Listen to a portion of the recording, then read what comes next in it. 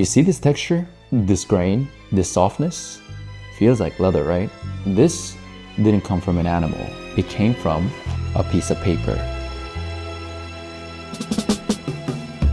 So let me show you something. What does this look like to you? Just a piece of paper, right? Should I fold this into a paper airplane? This ordinary looking piece of paper is the very first step in making every synthetic leather product that you've ever touched. Every single one.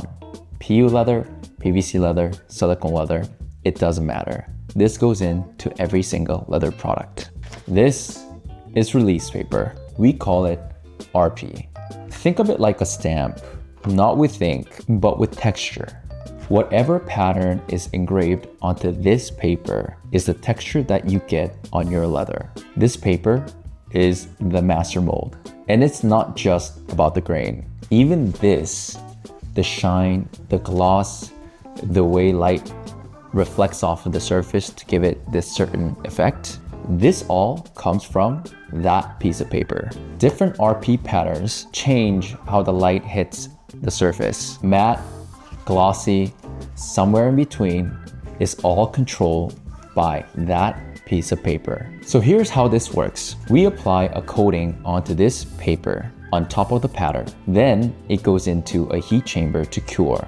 And after it's done, we then peel away the paper. And what's left behind is this texture. Clean, sharp, consistent every single time.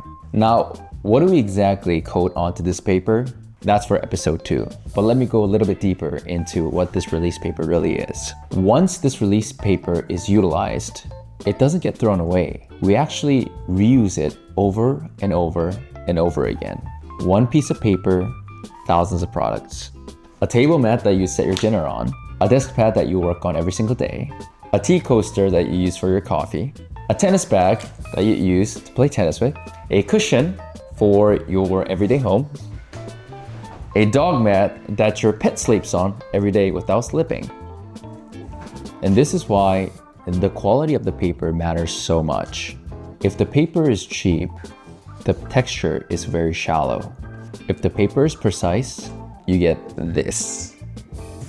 So the next time you touch any leather product, now you know where the texture actually comes from. We've been working with release papers for over 30 years. And there's a lot more to the leather making process than just the paper, because the texture is just the beginning. What coating do you apply on top of it? In what order?